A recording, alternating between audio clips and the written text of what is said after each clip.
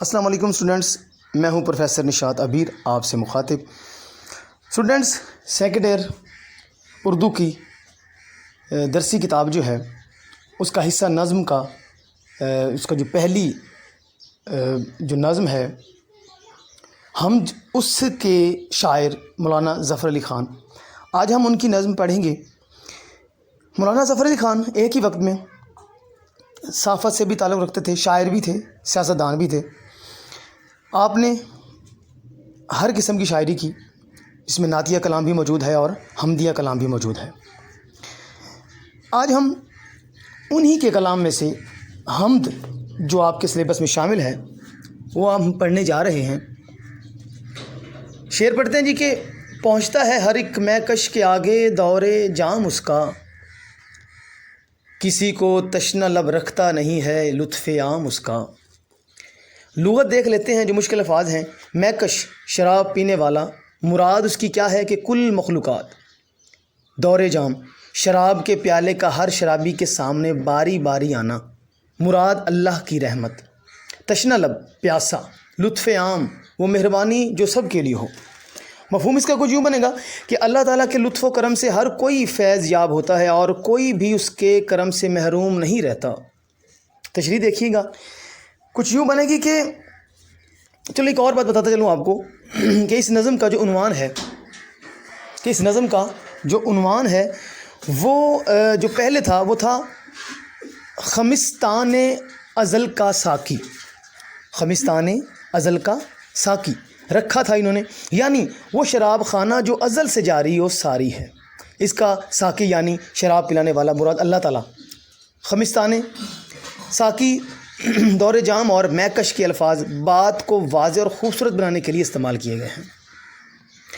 دور جام سے مراد اللہ تعالیٰ کی مہربانیاں ہیں جس سے ہر ایک فیض یاب ہو رہا ہے۔ مہکش سے مراد یہ ہے کہ ہر وہ شخص اور ہر وہ چیز ہے جو اللہ تعالیٰ کے کرم سے مسلسل فائدہ اٹھا رہی ہے۔ گویا جملہ مخلوقات اور موجودات جس میں جن، انسان، فرشتے، درندے اور پرندے بھی شامل ہیں۔ اللہ تعالیٰ کو قرآن پاک کے آغاز میں رب العالمین کہا گیا ہے۔ رب کا مفہوم یہ ہے کہ وہ ذات جو ہر چیز کو پیدا کر کے اس کی نشو و نما کے جملہ اسباب بھی مہیا کرتی ہے اور اس کو تکمیل تک بھی لے جاتی ہے۔ اللہ تعالیٰ اپنی تمام مخلوقات کی ضرورتوں کو پورا کرتا ہے۔ ظاہر ہے کہ مخلوقات کی ضروریات ایک دوسرے سے مختلف ہیں۔ اللہ تعالیٰ سب کی ضروریات ان کے مطابق مہیا فرماتا ہے۔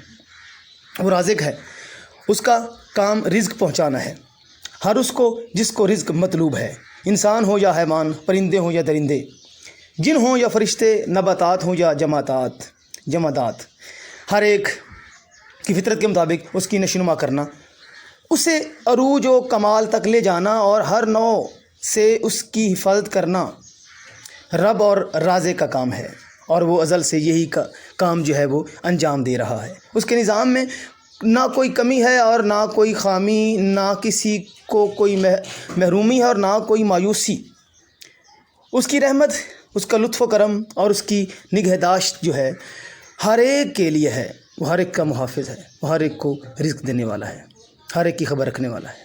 ان کے لیے جو بھی ہے، جو بھی اس کو مانتا ہے، اور ان کے لیے دیکھیے گا اسے پہچانتے ہیں۔ آتشی نے کہا تھا کافر ہے منکر اس کی کریمی کی شان کا۔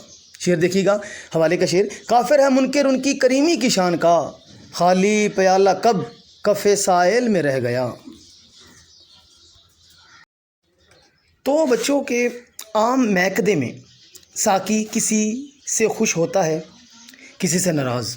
وہ کسی کو نوازتا ہے اور کسی کو محروم رکھتا ہے، مگر اللہ تعالیٰ ایک ایسا ساقی ہے جس کے میکدے کے دروازے ہر ایک کے لیے کھلے ہیں۔ وہ جب نوازنے پہ آتا ہے تو کسی کو محروم نہیں رکھتا۔ گنہگار بھی اس کی رحمت کے طلبگار ہیں اور پاک باز بھی، اور اس کا دامان رحمت وسیع ہے، سب کے لیے ہے۔ مانگنے کا ڈھنگ آنا چاہیے اور دل میں یہ عقیدہ ہونا چاہیے کہ وہی دینے والا ہے، وہی رازق ہے، وہی پالنے والا ہے اور وہی نوازنے والا ہے۔ اس شراب خانے میں کوئی پیاسا نہیں رہتا، بلکہ ہر ایک سیراب ہوتا ہے، بالکل ایسے جیسے بارش برستی ہے تو وہ ریگزار خارزار اور گلزار کو یکساں نوازتی ہے۔ سورج چمکتا ہے تو اس کی کرنیں ایک محل پر بھی اسی طرح پڑتی ہیں جس طرح ایک جھونپڑی پر۔ شعر دیکھیے گا کہ وہ غنی ہے کہ ہے محتاج زمانہ اس کا، وہ غنی ہے کہ ہے محتاج زمانہ اس کا، کبھی خالی نہیں ہوتا ہے خزانہ اس کا۔ مختصر یہ کہ اللہ تعالیٰ کی رحمت جملہ موجودات عالم کو گھیرے ہوئے ہے، وہ ہر ایک کو اس کی ضرورت کے مطابق پالتا اور پروان چڑھاتا ہے، کسی پیاسے کو پیاسا نہیں رکھتا، ہر محتاج کی حاجت پوری کرتا ہے۔ اس کی رحمت سے مایوسی گناہ ہے، اور یہ رحمت عام جو ہے وہ ہمیشہ سے ہے اور ہمیشہ رہے گی۔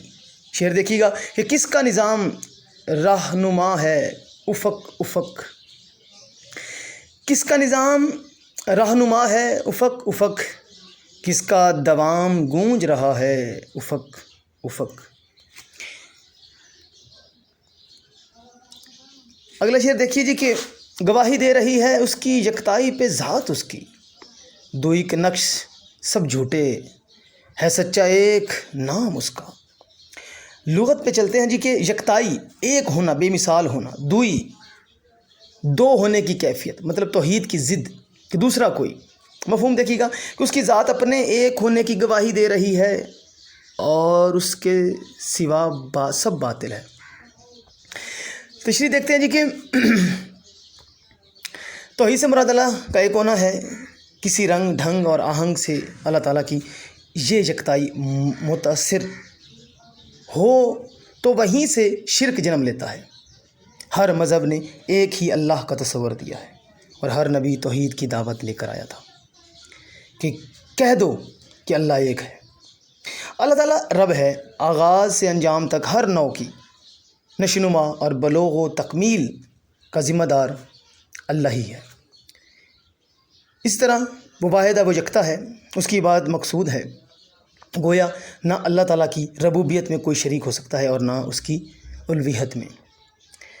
ہر طرح کی حکمیت اسی کو زیبا ہے، اسی کا در ہر سجدے کے لیے ہے اور اسی کی بارگاہ میں مانگنے والوں کے ہاتھ پھیلنے چاہیے۔ اگر کوئی اس کے سوا کسی کی بات کرتا ہے، کسی سے مانگتا ہے اور کسی کے سامنے جھکتا ہے تو یہ شرک ہے جو توحید کی ضد ہے۔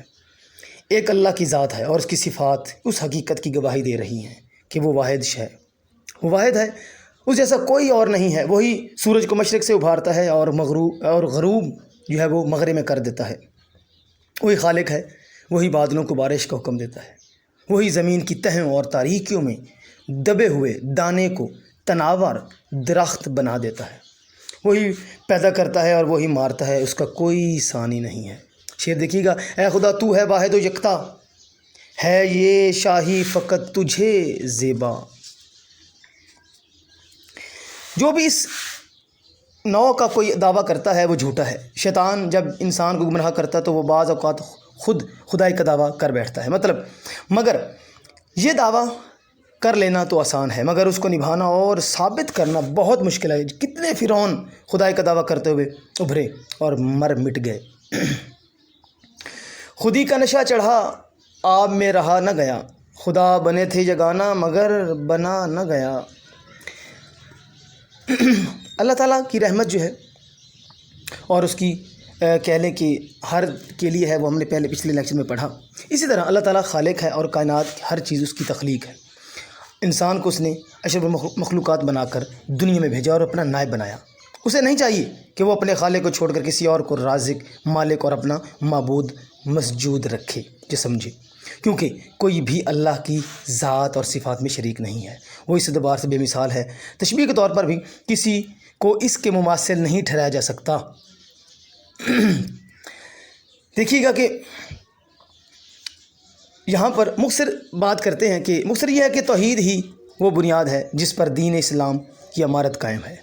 ایک اللہ کے سوا ہر فرعون کو پاؤں کی ٹھوکر پر رکھ دینا اور اپنی عبادت اور کے لیے جو ہے وہ اور امداد کے لیے اللہ تعالیٰ کی ذات کے دروازے پر پہنچنا ہی سب سے بڑا کہہ لیں کہ آپ کا عقیدہ ہے، ٹھیک ہے۔ تو اس لیے اسلام کا واحد مقصد ہی یہی ہے کہ شعر دیکھیے گا کہ توحید تو یہ ہے کہ خدا حشر میں کہہ دے، یہ بندہ دو عالم سے خفا میرے لیے ہے۔